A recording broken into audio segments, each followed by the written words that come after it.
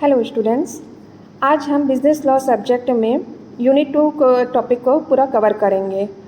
Topic है basic law terms. तो इसमें हम पहले पढ़ेंगे प्रपोजल और ऑफ़र।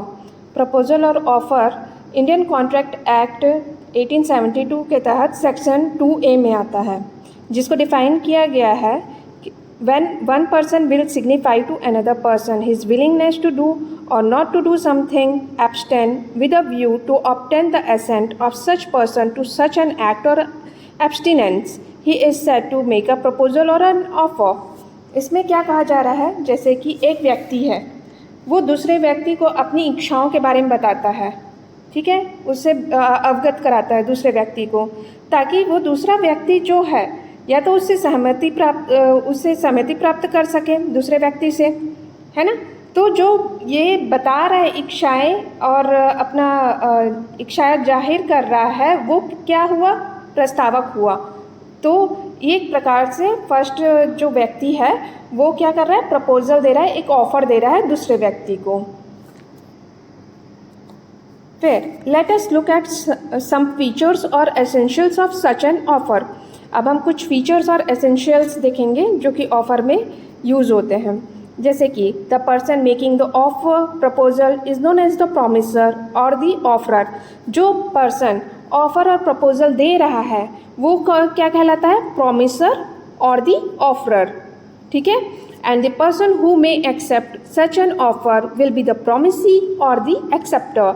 और जो पर्सन जो एक्सेप्ट कर रहा है उस ऑफर को, वो क्या कहलाता है, प्रोमिसी और द एक्सेप्टर, ठीक है। The offerer will have to express his willingness to do or abstain from doing an act. Only willingness is not enough or simply a desire to do not to do something will not constitute an offer. जो offerer है, जो offer कर रहा है, वो उसको express करना होगा कि क्या वो करना चाहता है या क्या चीज़ से वो दूर भाग रहा है, ठीक है, क्या चीज़ वो नहीं करना चाहता है। सिर्फ यहाँ पे इच्छा होना ज़रूरी नहीं है, यहाँ पे इच्छा होना सिर्फ इनफ नहीं है, ठीक है। डिज़ायर होना ना होना, आपके अंदर में इच्छा होना ना होना सिर्फ ऑफ़र क्रिएट नहीं करता है, उसको एक्सप्रेस भी करना होता है, ठीक है। An offer can be positive or negative. Offer positive negative दोनों हो सकता है। It can be a promise to do some act or can be a promise to abstain some act or services, both are valid offer. या किसी कार्य करने का वादा भी हो सकता है और किसी कार्य सेवा से दूर रहने का वादा भी हो सकता है, दोनों ही वैलिड हैं इस केस में, ठीक है। आगे essentials of a valid offer. अब हम वैलिड ऑफर में क्या क्या एसेंशियल्स हैं वो देखेंगे। तो पहला, offer must create legal relation. पहला तो यही है कि ऑफर हमेशा लीगल रिलेशंस बनाए। तो the offer must lead to a contract that create legal relations and legal consequences in case of non performance, ठीक है। ऑफर जो है वो किस ओर जाना चाहिए, लीगल रिलेशन की तरफ, है ना। और लीगल कॉन्सिक्वेंस मतलब कॉन्सिक्वेंसेस मतलब परिणाम। अगर नॉन परफॉर्मेंस है तो इसकी ओर जाना ज़रूरी है। जैसे कि social contract which does not create legal relation will not be a valid offer. ऐसा सोशल कॉन्ट्रैक्ट जो कि लीगल रिलेशन नहीं बनाता है वो वैलिड ऑफर नहीं कहलाएगा। जैसे कि ए जो है, a dinner invitation extended by A to B is not a valid offer. अगर डिनर के लिए ए जो रहता है वो बी को इनवाइट करता है, तो ये कोई वैलिड ऑफर नहीं है इसमें, क्योंकि यहाँ पे कोई लीगल रिलेशन नहीं बन रहा है, ठीक है। उसने सिर्फ इनवाइट किया, उसने एक्सेप्ट किया, यहाँ पे कोई लीगल रिलेशन नहीं बन रहा, ठीक है। Offer must be clear not वेग। ऑफर हमेशा क्लियर होना चाहिए, स्पष्ट होना चाहिए और वेग नहीं होना चाहिए, फेक नहीं होना चाहिए, झूठा नहीं होना चाहिए। वेग मतलब अस्पष्ट नहीं होना चाहिए, ठीक है। The term of the offer और proposal should be very clear and definite. है ना। If the terms are vague or unclear it will not amount to a valid offer. अगर जो टर्म्स एंड कंडीशंस जो भी ऑफ़र में दिया जा रहा है वो क्या होना चाहिए, क्लियर होना चाहिए और डेफिनेट होना चाहिए, है ना, टू द पॉइंट होना चाहिए। और टर्म्स अगर वेग हुए या अस्पष्ट हुए, अनक्लियर हुए, तो वो वैलिड ऑफ़र नहीं बनाएगा। For example, A offers to sell B fruit worth ₹5,000, this is not valid offer. A अगर बी को फ्रूट्स बेचता है 5,000 का, तो ये वैलिड ऑफ़र नहीं है। क्यों? क्योंकि फ्रूट्स को उसने स्पेसिफाई नहीं किया है कि किस तरीके का फ्रूट्स बेचेगा उसको, या फिर कितने क्वांटिटी में बेचेगा, ये मेंशन नहीं है, इसलिए ये वैलिड ऑफ़र नहीं कहलाएगी। द नेक्स्ट है offer must be communicated to the offeree. जो भी ऑफ़र हो रहा है वो ऑफरी को पता होना चाहिए, कम्युनिकेट किया होना चाहिए, मतलब कि बताया गया होना चाहिए। For a proposal to be completed it must be clearly communicated to the offeree. जो भी प्रपोजल मेड हुआ है, जिस ऑफ़र दिया गया है, वो सेकेंड पर्सन को पता होना चाहिए, उसको अवेयर होना चाहिए, कम्युनिकेशन होना चाहिए।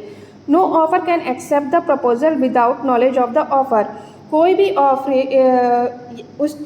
ऑफरी उस चीज़ को, प्रपोजल को एक्सेप्ट नहीं करेगा अगर उसको नॉलेज ही नहीं है उस ऑफ़र के बारे में। द फेमस केस स्टडी, इसमें एक फेमस केस स्टडी हुआ था जिसमें किसके बीच हुआ था, लालमन शुक्ला वर्सेस गौरी दत्त के बीच में, ठीक है। तो it makes clear that acceptance in ignorance of the proposal does not amount to acceptance.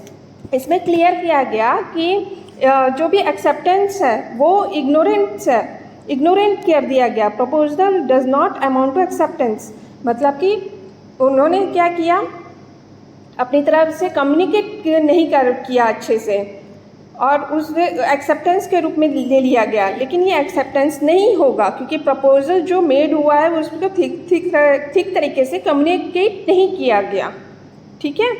फिर ऑफ़र में भी कंडीशनल, जो भी ऑफ़र मेड किया जा रहा है, बनाया जा रहा है, वो कंडीशंस होने चाहिए उसमें। While acceptance can not B conditional, जो भी एक्सेप्टेंस हो रही है वो कंडीशनल नहीं हो सकता, लेकिन ऑफ़र जो दे रहे हैं उसमें कंडीशंस आ सकते हैं, ठीक है। The offer can make the offer subject to any terms and conditions he deems necessary. जैसे मैं कोई ऑफ़र दे रही हूँ किसी को, तो मैं अपनी तरफ से टर्म्स एंड कंडीशंस डाल सकती हूँ अपने ऑफ़र में, लेकिन ऑफरी जो है वो अपनी तरफ से टर्म्स एंड कंडीशंस नहीं डालेगा, ठीक है। जैसे कि A can offer to sell book to B if he makes half of the payment in advance. Now B can accept this condition or make a counter offer. तो A क्या कर रहा है, बुक्स बेच रहा है बी को, अगर वो पहले से एडवांस में पेमेंट कर देता है, हाफ पेमेंट कर देता है, ठीक है। तो यहाँ पे क्या होगा, बी उस कंडीशन को एक्सेप्ट कर ले या फिर काउंटर ऑफर करे। काउंटर ऑफर मैं आगे बताऊंगी। Offer can not be a negative condition, कभी भी ऑफर नेगेटिव कंडीशन नहीं होना चाहिए, ठीक है। नेगेटिव कंडीशन मतलब ऐसा कंडीशन जो कि वैलिड ना हो।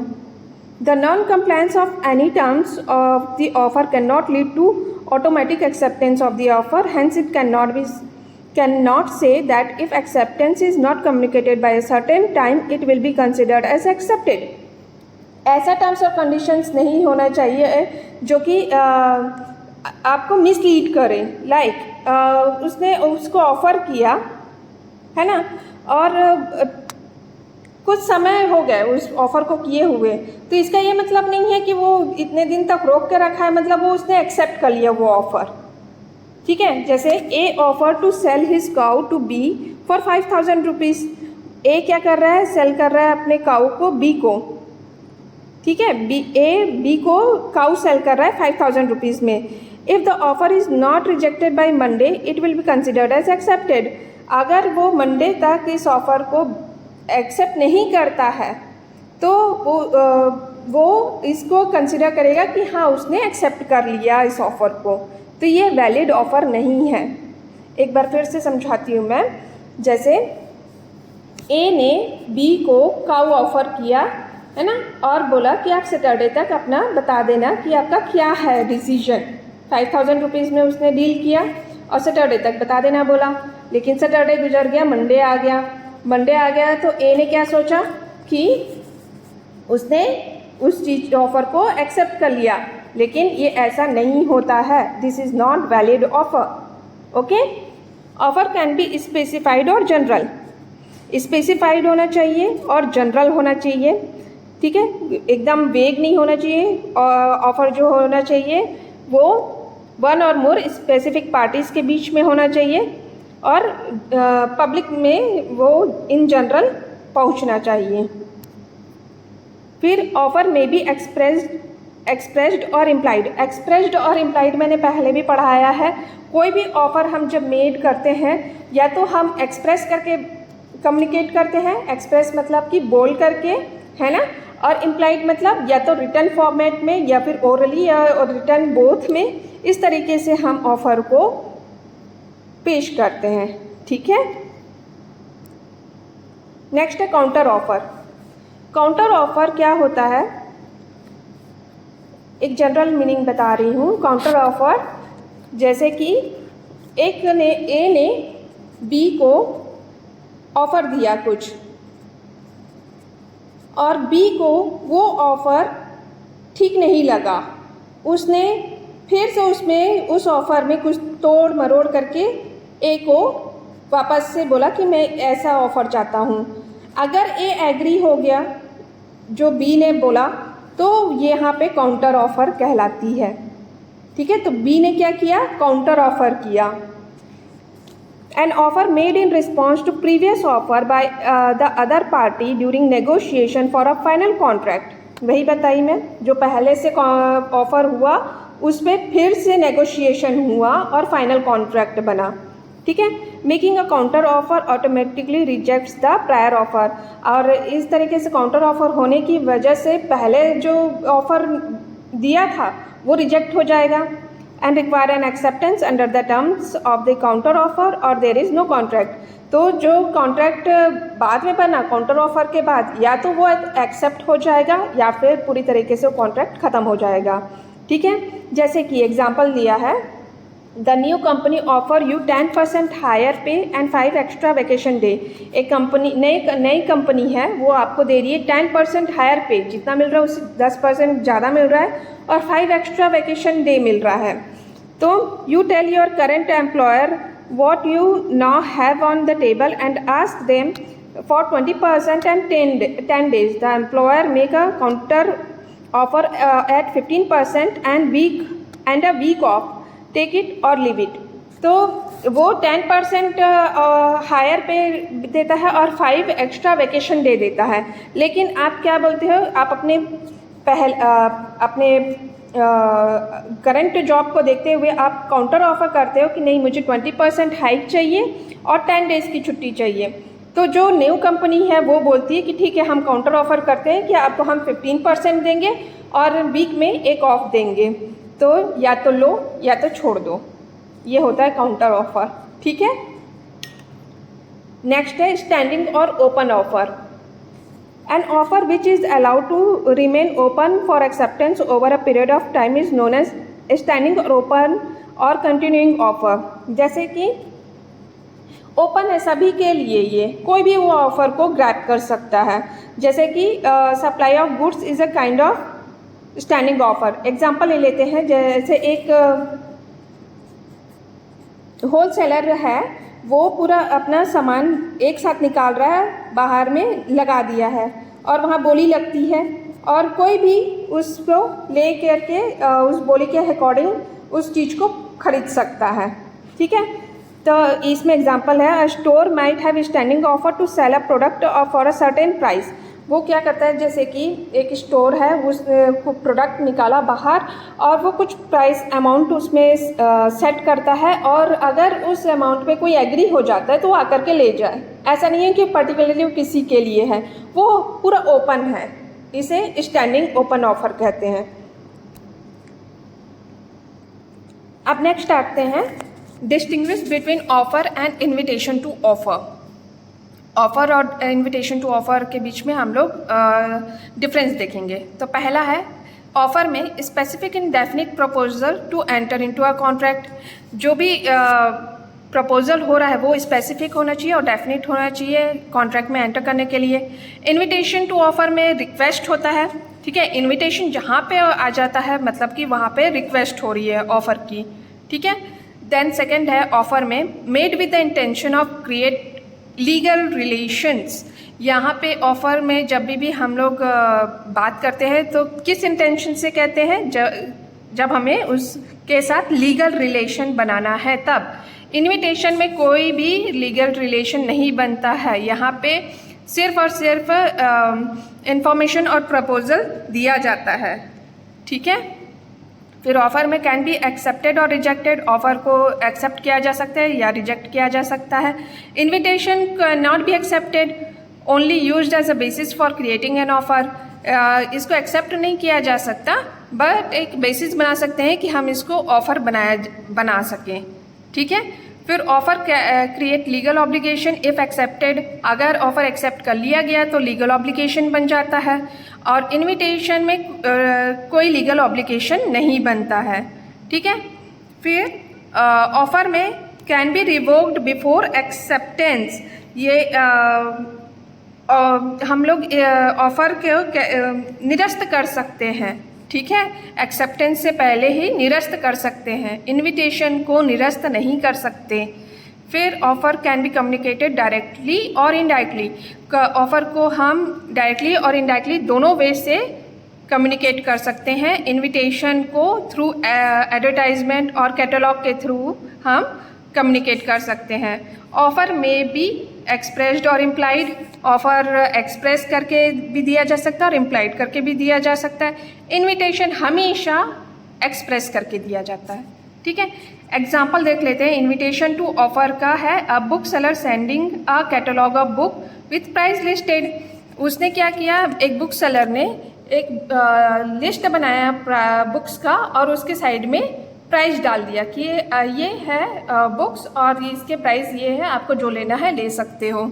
ऑफ़र में if a person interested in any book from the catalogue offers to purchase it from the seller. और ऑफ़र यहाँ पे क्या होगा कि वो लिस्ट दे दिया, अब उसमें से उसको मतलब सेकंड पर्सन को कुछ भी बुक चाहिए तो वो क्या करेगा, ऑफ़र करेगा कि मैं ये बुक लेना चाहता हूँ सेलर से, ठीक है। तो ये हो गया ऑफ़र। फिर नेक्स्ट है एक्सेप्टेंस। एक्सेप्टेंस जो है इंडियन कॉन्ट्रैक्ट एक्ट 1872 में सेक्शन 2B में आता है, ठीक है। इसमें क्या है, when the person to whom the proposal has been made signifies his assent there to the offer is set to be accepted. Acceptance से ही समझ में आ रहा है, कोई भी प्रपोजल हो रहा है उसको अगर वो एग्री करता है कि हाँ ये सही है तो वो ऑफ़र को एक्सेप्ट कर लेता है ऑफ़र को, ठीक है। जैसे कि let's consider a situation when X offer to buy Y's horse for ₹1 lakh. If Y agree to the offer and give their consent to sell the horse to X for the specified amount, their acceptance transform the offer into a promise. At this point, both parties are bound by their respective obligation. जैसे कि X क्या करता है, offer देता है Y को कि वो उसका हॉर्स 1 लाख रुपए में खरीदना चाहता है। अगर Y एग्री हो जाता है उस ऑफ़र से तो वो क्या करेगा, अपना कंसेंट देगा कि वो अपना घोड़े को X को बेच दे, है ना। फिर जब यहाँ पे X वो एक्सेप्ट हो गया दोनों तरफ से तो ये ऑफ़र जो है प्रॉमिस की ओर बढ़ जाता है, ठीक है।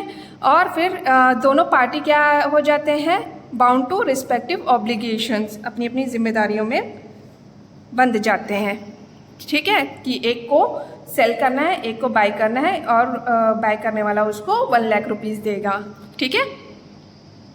फिर essentials of a valid acceptance without condition. Acceptance without condition. Section 7 emphasizes that acceptance should be absolute and without any conditions. इसमें एक्सेप्टेंस को ये कहा गया है कि वो एब्सोल्यूट होना चाहिए और कोई भी कंडीशन के बगैर होना चाहिए। When someone accept an offer, they must not add any condition or change the offer. Doing so would create new offer called an counter offer, अगर एक प्रॉमिसर है वो अगर ऑफ़र कर रहा है तो वो सेकंड पार्टी जो है उसको एक्सेप्ट कर लेना चाहिए उसी कंडीशन पे। अगर उसने उस कंडीशन पे एक्सेप्ट नहीं किया तो यहाँ पे एक नया ऑफ़र जनरेट हो जाता है जिसे बोलते हैं काउंटर ऑफ़र। ठीक है, जैसे कि mister X offer to sell his house to mister Y for 10 lakh rupees. ठीक है, एक्स जो है वो ऑफ़र देता है वाई को कि वो अपना घर बेच दे 10 लाख रुपए में। अगर वाई एक्सेप्ट कर लेता है but suggest paying in instalment, but वो ये कहता है कि मैं इंस्टॉलमेंट में दूंगा, तो ओरिजिनल जो ऑफ़र जो मिस्टर एक्स ने दिया था कि वो 10 लाख रुपए में दे देगा वो निरस्त हो जाएगा और नया बन जाएगा, नया ऑफ़र बन जाएगा जिसमें वो इंस्टॉलमेंट में देगा। तो ये एक काउंटर ऑफ़र हो गया। ठीक है, फिर intention to fulfil the promise. Intention to fulfil the promise तभी वैलिड होगा जब पर्सन जो है वो ऑफ़र दे रहा है उसमें उसका इंटेंशन हो, विलिंगनेस हो कि वो प्रॉमिस को फुलफिल करेगा। ठीक है, जो एक्सेप्टेंस अगर इनवैलिड हो जाएगा अगर उसका प्रॉमिसर का इंटेंशन ही नहीं है या फिर उसका विलिंगनेस ही नहीं है, इच्छा ही नहीं है उस प्रॉमिस को फुलफिल करने के लिए, तो एक्सेप्टेंस जो रहेगा वो ख़त्म हो जाएगा, इनवैलिड हो जाएगा। ठीक है, जैसे कि if mister X agrees to sell his house to mister Y for 2 lakh rupees. अब एक्स जो है एग्री होता है कि अपने घर को वो बेचेगा वाई को 2 लाख रुपए में। ठीक है, but it later turns out, sorry यहाँ पे हॉर्स है, एक्स जो है एग्री होता है अपने हॉर्स को बेचने के लिए to mister Y for 2 lakh rupees, but it later turns out that Mr. X does not actually own a horse। अब यहाँ पे X जो है वो हॉर्स ओन ही नहीं करता तो बेचेगा कैसे, तो यहाँ पे जो एक्सेप्टेंस है वो इनवैलिड हो गया। This is because mister X has no intention to fulfil the promise. यहाँ पे X का कोई इंटेंशन नहीं है कि वो प्रॉमिस फुलफिल करे, वो तो सिर्फ 2 लाख रुपए चाहता है उससे। ठीक है, फिर कम्युनिकेशन ऑफ एक्सेप्टेंस। तो एक्सेप्टेंस के लिए कम्युनिकेशन होना बहुत ज़रूरी है। ठीक है, इसे वैलिड तभी कहा जाएगा जब एक्सेप्टेंस जो हो उसमें प्रॉपर कम्युनिकेशन हो। ठीक है, for an acceptance to be valid the person accepting the offer must communicate their acceptance to the person making the offer. Simply सोचना, मेंटली ही सोच लेना और मेंटली ही एग्री कर लेना वो सफिशिएंट नहीं है। यहाँ पे कम्युनिकेशन कैसा होना चाहिए, एक्सप्रेस होना चाहिए या इम्प्लाइड होना चाहिए। ठीक है, however if the offer requires the offeree to take some action performing that action is considered acceptance. अगर वो ऑफरी जो है वो कुछ एक्शन लेता है तो वो एक्शन क्या कहलाएगा, एक्सेप्टेंस के रूप में कहलाएगा।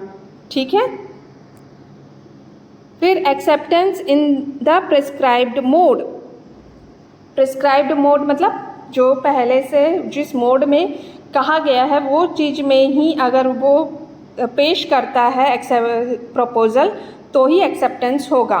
ठीक है, when accepting an offer the mode of communication should follow the method of specified in the offer. This is one of the essential of valid acceptance.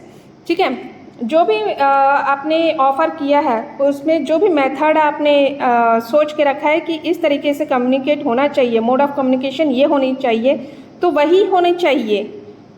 ठीक है, ऑफ़र में जो कहा गया है तभी वो वैलिड एक्सेप्टेंस कहलाएगी, नहीं तो वो नहीं कहलाएगी।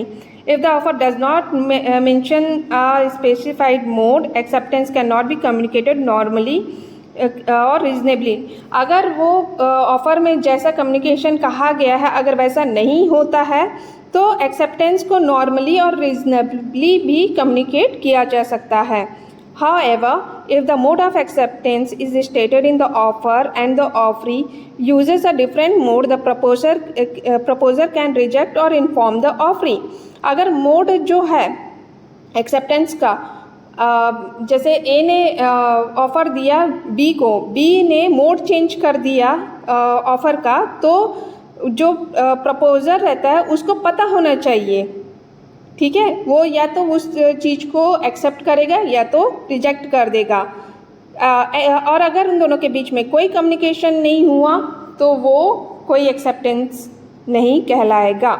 जैसे कि एग्जांपल ले लेते हैं, mister Y offer to sell his car to mister X. ठीक है, अब यहाँ पे वाई क्या कर रहा है, एक्स को अपना कार बेच रहा है एंड उसने स्पेसिफाई किया कि जो भी डील होगी, एक्सेप्टेंस होगा, जो भी एक्सेप्टेंस होगा वो व्हाट्सएप के थ्रू होगा। लेकिन मिस्टर एक्स ने क्या किया, मेल कर दिया। तो मेल करना यहाँ पे एक्सेप्टेबल नहीं है। तो Y is not obligated to inform Mr. X that the acceptance was not communicated through the specified mode। तो यहाँ पे Y ऑब्लिगेटेड नहीं है, लाचार नहीं है कि मिस्टर एक्स को बताए कि ये कम्युनिकेशन जो हुआ है वो स्पेसिफाइड मोड में नहीं हुआ है। ठीक है, तो यहाँ पे स्पेसिफाइड मोड में होना ज़रूरी है और कम्युनिकेट होना बहुत ज़्यादा ज़रूरी है। जैसे उसने व्हाट्सएप में कहा तो व्हाट्सएप में ही होना चाहिए, ईमेल में कर दिया तो यहाँ पे जो बेचने वाला था वो इस चीज़ के लिए जिम्मेदार नहीं है। ठीक है, फिर silence is not acceptance. Silence acceptance नहीं है, वैलिड एक्सेप्टेंस नहीं कहा जाएगा। जैसे कि mister Y offer to rent his apartment to mister X and mention that if Mr. X does not respond within 1 week, it will be assumed as acceptance. If Mr. X does not reply within the specified time frame, it is not considered as acceptance because silence is not a valid mode of communication for acceptance. जैसे कि Mr. Y ने offer किया rent, है ना, एक apartment को rent पे देने के लिए Mr. Y ने Mr. X को ऑफ़र किया। तो अगर Mr.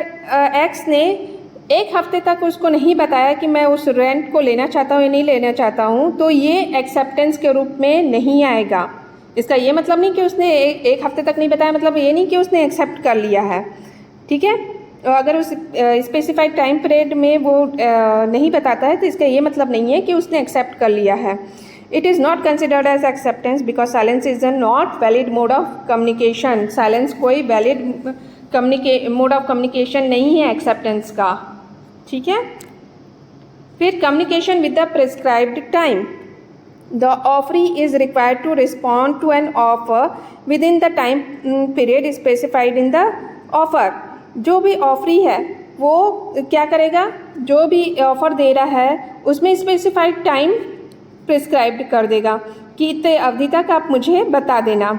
If no specific time limit is mentioned, अगर कोई भी स्पेसिफिक टाइम लिमिट मेंशन नहीं है तो the offeree must respond with in a reasonable time और बिफोर द ऑफर एक्सपायर और is withdraw by the offeror.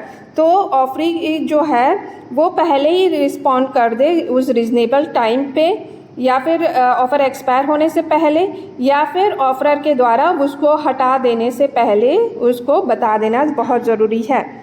जैसे if mister X offer to buy mister Y's house in July. ठीक है, mister x क्या बोलता है कि मैं आपके मिस्टर वाई को कि उसका हाउस मैं जुलाई में ख़रीदना चाहता हूँ, मगर क्या होता है mister X accept the offer in December. वो जुलाई में ऑफ़र करता है लेकिन जो वाई है उसको वो दिसंबर में उसके ऑफ़र का एक्सेप्ट करता है। तो mister ex acceptance is considered beyond a reasonable time. तो मिस्टर एक्स को जो ऑफ़र मिला वो तो समय निकल जाने के बाद ऑफ़र मिला, तो यहाँ पे एक्स क्या कर सकता है, रिफ्यूज़ कर सकता है उस घर को खरीदने से, क्योंकि यहाँ पे डिले हुआ है एक्सेप्टेंस में। ठीक है, फिर no acceptance prior to the offer. Acceptance can not occur before the offer is presented. Simple है, कोई भी ऑफर अगर जब तक मेड नहीं होगा, बनेगा नहीं, तब तक एक्सेप्टेंस तो होगा ही नहीं। ठीक है, जब तक इंसान अवेयर ही नहीं होगा कि ऑफ़र क्या है, वो एक्सेप्टेंस तो हो ही नहीं सकता। फिर है एक्सेप्टेंस बाय द ऑफरी और ऑथराइज्ड एजेंट। या ऑफरी और ऑथराइज्ड एजेंट के थ्रू, कम्युनिकेशन के थ्रू हम एक्सेप्टेंस कर सकते हैं। No contract is formed if any one other than the offeree and their authorised agent communicate acceptance. कोई भी कॉन्ट्रैक्ट ऐसा नहीं बनेगा या तो ऑफर के अलावा या फिर ऑथराइज्ड एजेंट के अलावा कोई कम्युनिकेट कर रहा है। ठीक है, आपके पास जो कम्युनिकेट कर रहा है या तो ऑफरर करना चाहिए या फिर ऐसा एजेंट जो ऑथराइज्ड एजेंट हो वो करे तो ही ऑफ़र वैलिड है, तो ही हम एक्सेप्टेंस को वैलिड मानेंगे। ठीक है। No acceptance subject to contract. Acceptance of an offer implies acceptance of all the terms stated. If the offeree accepts the offer with a phrase such as subject to contract, subject to formal contract, or subject to contract to be approved by solicitor, it indicates that the agreement is still in the negotiation phase. देखो acceptance अगर implied है, implied में बताई थी return form में होता है। ठीक है। और तो इम्प्लाइड एक्सेप्टेंस जो रहते हैं वो टर्म्स में अगर ये लिखा हो कि subject to contract, subject to formal contract, subject to contract to be approval by solicitor, ये चीज़ें लिखी हुए हों, मतलब कि ये एग्रीमेंट जो है अभी भी नेगोशिएशन फेज में है। मतलब यहाँ पे अभी भी क्या हो रही है, नेगोशिएशन हो रही है। ठीक है। मतलब अभी तक ऑफ़र जो है वो सेटल नहीं हुआ है। ठीक है। The offer does not bind the parties until both parties have created and side for a formal agreement. ये ऑफर तब तक वो दोनों के बीच में सेटल नहीं हुआ है जब तक दोनों के बीच में एग्रीमेंट में फॉर्मली साइन ना हो जाए। ठीक है। In other words, if the acceptance includes this condition, the parties are not legally obligated to fulfill the obligation outlined in the offer unless the formal agreement has been established and agreed upon. अगर ऐसे acceptance जिसके अंदर ये conditions आ जाए, है ना, parties आ जाए, legally obligated ना हो। ठीक है। जिसमें जो भी ऑफ़र हो रहे हैं वो फॉर्मल एग्रीमेंट के तहत ना हो, प्रॉपर उन दोनों के बीच में कम्युनिकेशन ना हो, सब्जेक्ट टू कॉन्ट्रैक्ट है अभी तक, मतलब नेगोशिएशन चल रहा है, तो यहाँ पे एग्री जब तक नहीं होता तब तक यहाँ पे एक्सेप्टेंस नहीं होगा। फिर नेक्स्ट है एक्सेप्टेंस वाया एन एजेंट। ठीक है। यहाँ पे एजेंट के थ्रू एक्सेप्टेंस हो रही है। इन अ प्रपोजल, जो भी प्रपोजल मेड हो रहा है वो एक्सेप्टेंस हो रही है थ्रू एजेंट। ठीक है। If a proposal is made through an agent it is considered sufficient if the acceptance is communicated to the agent. For example, a valid contract is formed if X send an offer to buy Y's house through the air agent Z. क्या होता है, जब भी हम लोग कई बार देखे होंगे ये कि आप घर खरीदते हो तो किसी एजेंट के थ्रू खरीदते हो, तो यहाँ पे मीडिएटर बनता है वो एजेंट, है ना। एक्स है वो चाहता है वाई का घर खरीदना और यहाँ पे जेड कौन है, एज एन एजेंट है ना। तो कॉन्ट्रैक्ट जो है वो कम्युनिकेट हो रही है between X and Y through Z के थ्रू कम्युनिकेशन हो रही है, तो ये वैलिड है ना। तो acceptance made to be agent is binding establish a contractual relation between X and Y. तो जेड यहाँ क्या कर रहा है, एज अ बाइंडिंग रिलेशन बना रहा है, लीगली रिलेशन बना रहा है बिटवीन एक्स एंड वाई। फिर प्रॉमिस क्या होता है, इंडियन कॉन्ट्रैक्ट एक्ट 1872 के तहत ये एक्ट नंबर 9 में आता है। ठीक है। तो प्रॉमिस को इस तरीके से डिफाइन किया गया है, the person making the proposal, जो भी प्रपोजल पर्सन बना रहा है वो क्या कहलाता है, प्रॉमिसर, और जो भी एक्सेप्ट कर रहा है उस प्रपोजल को उसको क्या कहते हैं, प्रॉमिसी। ठीक है। That's all for the unit 2, है ना। अगर आपको इसमें कोई भी डाउट है तो हम नेक्स्ट क्लास में इसको डिस्कस करेंगे। आप लोग अच्छे से इसको समझिए और देखिए बार बार वीडियो, और अगर नहीं समझ में आता फिर भी तो हम लोग इसको क्लास में डिस्कस करेंगे। Okay, thank you.